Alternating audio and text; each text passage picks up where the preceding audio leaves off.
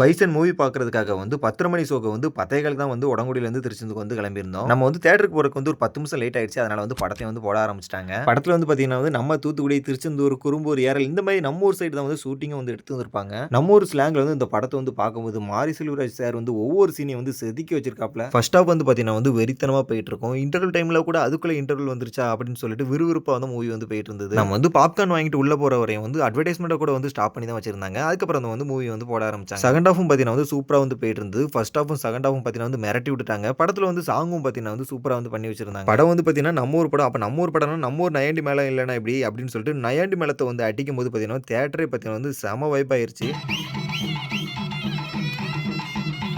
எவ்வளோ பெரிய படத்துக்கு வந்து எவ்வளோ பெரிய பிஜிஎம் போட்டாலும் வந்து நம்ம ஒரு நையாண்டி மேளம் வைப்புக்கு வந்து எதுவுமே ஈடாகாதுன்னு சொல்லிட்டு மாரி செல்வராஜ் டீம் வந்து வெறித்தனமா வந்து சொல்லிவிட்டாப்ல. இந்த படம் பார்த்தீங்கன்னா வந்து வேற லெவல்ல இருந்தது. நீங்க ஆல்ரெடி வந்து பைசன் மூவி பார்த்துட்டீங்களா? இல்ல என்னைக்கு வந்து மூவி வந்து பார்க்க போறீங்கன்னு சொல்லிட்டு மறக்காம நம்மளோட கமெண்ட் பாக்ஸ்ல வந்து கமெண்ட் பண்ணிருங்க. படத்த முடிச்சுட்டு வீட்டுக்கு போறதுக்குள்ள வந்து பயங்கரமா மழை பெஞ்சிருச்சு. அதனால திருச்செந்தூர்ல இருந்து உடங்குடிக்கு வந்து மழையில நனைஞ்சு வந்து வீட்டுக்கு போயாச்சு.